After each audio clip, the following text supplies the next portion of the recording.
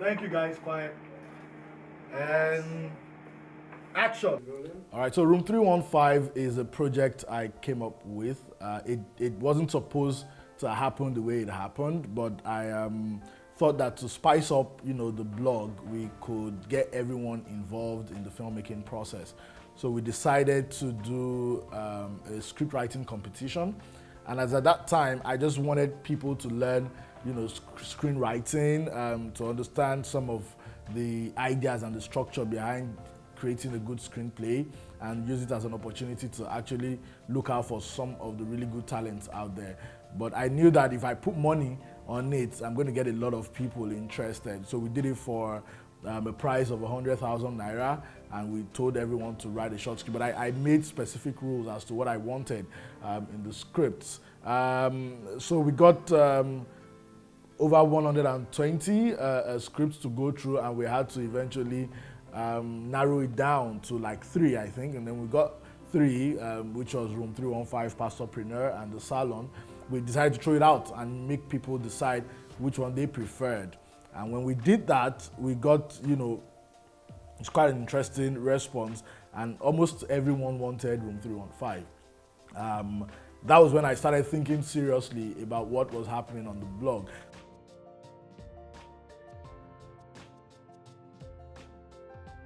I got interested in filmmaking early in 2016, so I started paying attention to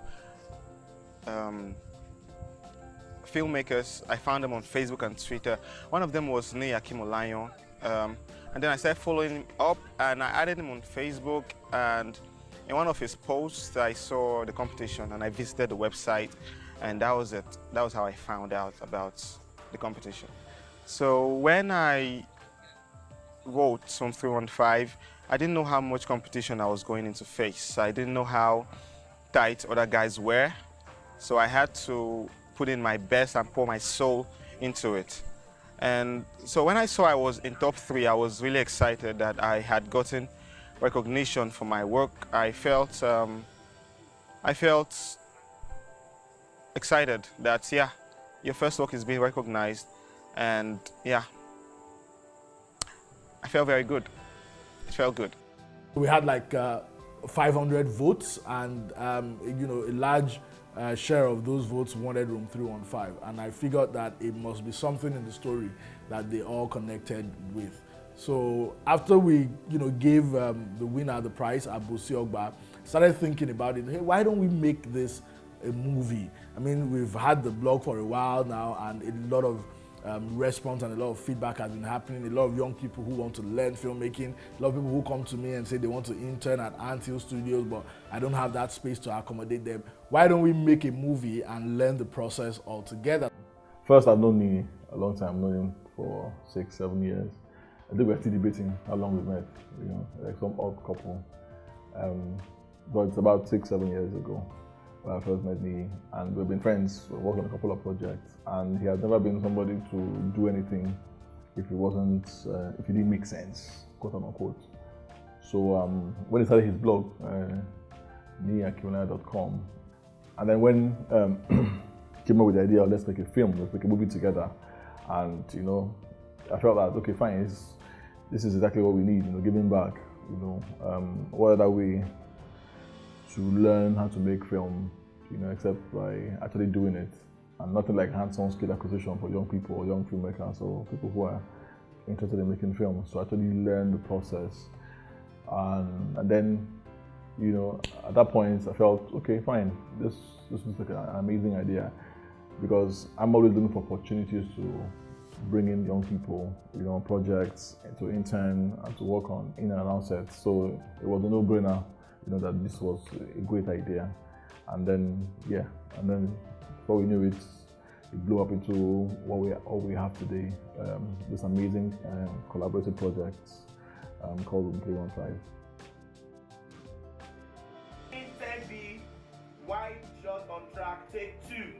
When we put it out, there for more volunteers. We got, other people. We got the production manager, Patience Lawal. We got, the costumier, Jordan Smith. We got all these different people saying, hey, we're going to do this thing. We don't want to get paid for it. We want to collaborate because everyone will have an opportunity to learn something.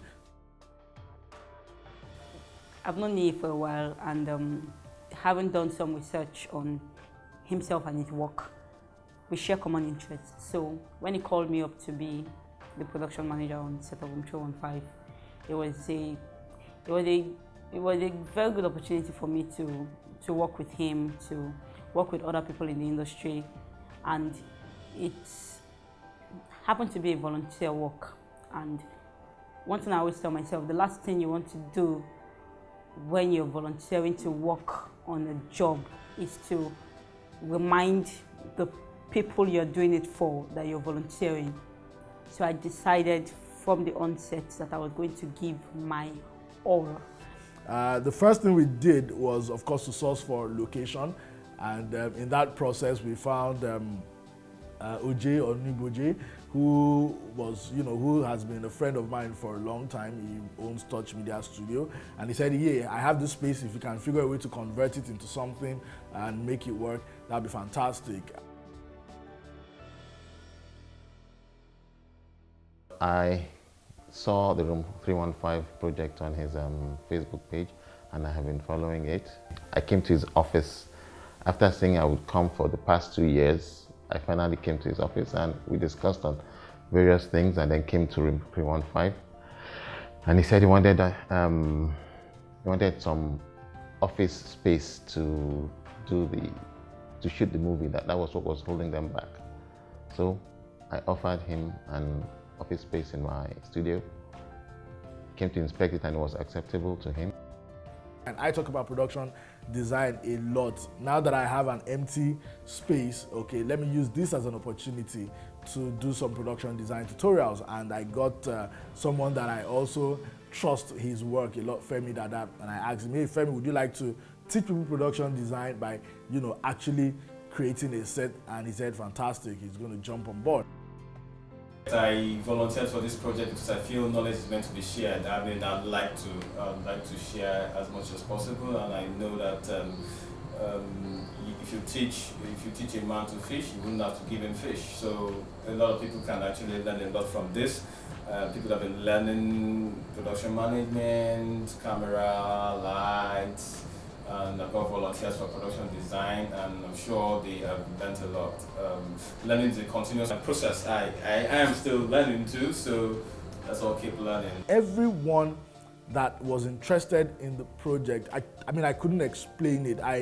It got to that point where they were the ones ensuring that I kept my promise, and ensuring that I was on point with everything. They kept ensuring that, there was no mediocrity in the job, despite the fact that, it has a lot of free volunteers. And that was very encouraging. So they were pushing me, and I had no choice but to push further. And we got OGBA also to give us the red dragon for free, and we knew we had it. So I decided, let me get people from the blog to be part of it. And more importantly, continue a tradition that we've had on the blog, which is streaming live videos, so we can have realistic question and answers from people that we're watching. And that's how we started.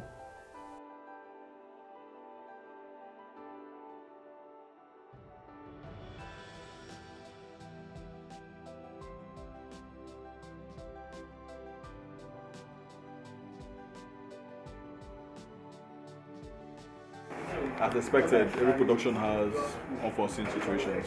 So what you do is that after you hit a bump, you make adjustments. Nothing is ever, your schedule will not always go as planned. You always have challenges. So the thing is that you always have plan for every challenge. Something happens, you have a plan. So you're not just stuck on them. So right now, yes, you have a challenge currently, but we have a plan to fix it. So that's what you do. You jump right in and you get solutions. A set does not have to make sense. As long as it looks good in camera, it makes sense. It's this amount of detail that gives you beautiful pictures. But if you set up your scene and you just want to be moving your camera, you are going to have rubbish. Okay, or you will always need to change your scene so that you have something beautiful. Every setup has its own challenges, so that's how you do it. So for now, for this particular setup, we are about done with camera movement, talent exit, enters and exits, spatial dynamics. So once we lock it down, we now roll. You know how you watch a movie and then you see everything and you think you know all, then you come to the set and then you discover that there's a lot that goes into making a movie that you had no idea about. There are a lot of things that go on into making a movie. So I've learned a lot today. So when I eventually go into the industry to start making my own movies, I know how things work and now I can do better with mine. To begin with, it's amazing to find so many people volunteering on the project. People sincerely hungry for information, to learn, to find out. And, we have a massive, massive following on the blog. From the beginning, we could see how the whole set was being made and how everything was being set up with the whole crew members and the dialogue between the actors, and everything has been really, really, really, how would I say it, interesting and educative at the same time.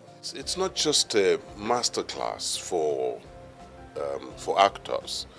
It also it's a complete production collaborative and how this synergy works. That's the vision. That's the obvious vision of Ni Akimolayo. I think that the people who will get a chance to watch this will get a chance to see the progression. I had been watching a lot of film sets on TV and online, but from 215 was the first ever set I was in. So I was seeing the whole thing was a practical thing. It was my baptism into filmmaking, basically, because I met people there. I developed a huge network there of actors and filmmakers in general. So being on 215 sets and the whole lessons I learned from there, the whole skills I picked up in just 24 hours, it was amazing how much I could gain from one film shoot.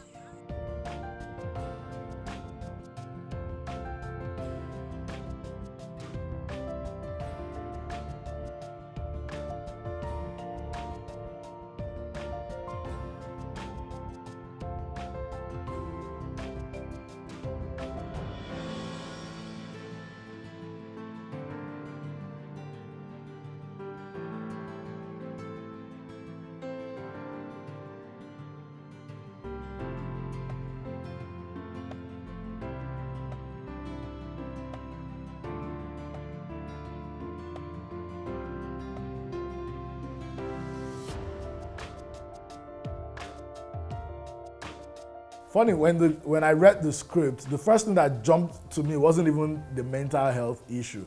It was the connected web idea that the story was going for, where it stated from all the characters that were all connected in one way or the other. Our problems connect us. The way we solve our problems connect us. The things we do, while trying to figure out our ways through life, shows that we're all just part of a big human tree. And I thought that was a fantastic thing to explore. But when we started doing the production meeting and we had this cast and director meeting, it became paramount that a lot of people wanted to make the mental issue, the bigger part of the whole thing. So I started thinking, hey, this is an opportunity to actually talk about mental health awareness, in Nigeria. I read an article recently.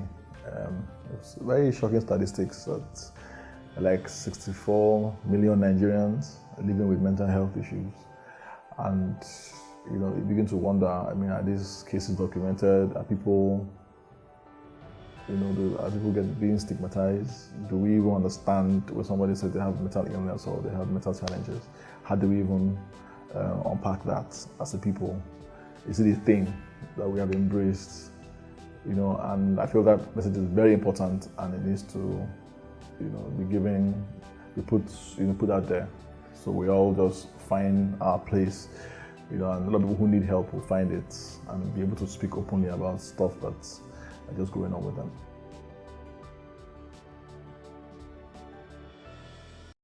My name is Dr. Victor, and I'm the founder of Mentally Aware Nigeria Initiative.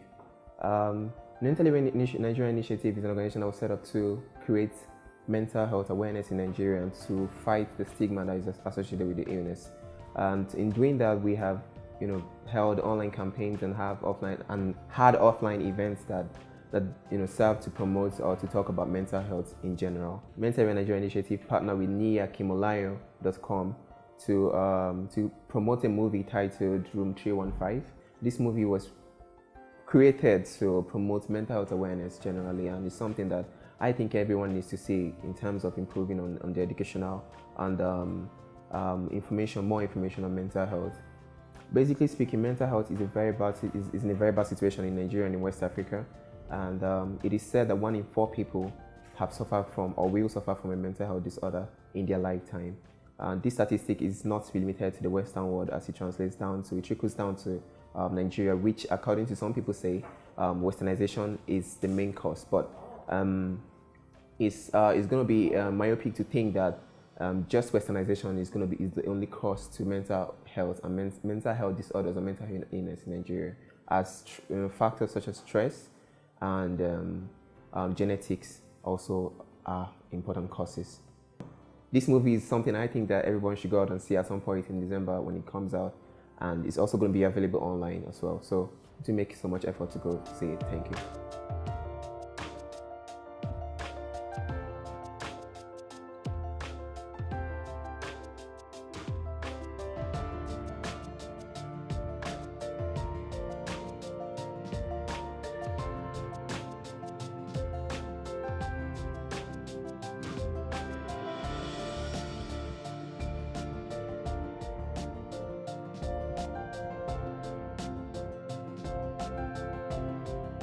Room 315 shows the power of collaboration, and that's what I stand for. There is, as far as I'm concerned, there is no new Nollywood, old Nollywood, young Nollywood, fat Nollywood, slim Nollywood. There's just Nollywood, and for the most part right now we're all broke. We need to make the industry bigger, and the only way we can do that is to start thinking about collaborations. And collaboration doesn't always mean you put money together. Sometimes it could be creating opportunities where people can fuse ideas together, have a joint way of reasoning about things, decide together how to move the industry forward, rather than encouraging fights and bickering and slander and all the sort. So I was hoping that I could show everyone that if you have the right vision and you're true to it and you're willing to make sacrifices, people will support you and join you. And imagine how this can inspire different institutions in Nigeria, healthcare, education. Imagine if people started thinking about collaborative ideas rather than individual pursuits. It could become something really, really big. I hope that we've used this to trigger that. I'm excited to see what's going to happen next year and the kind of collaborations that people will be making and the ripple effect it's eventually going to cause in society. So yeah, it's something that has really inspired me to even do more. So after how many months of hard work and a lot of talk, I want you to sit back, relax, and enjoy this movie.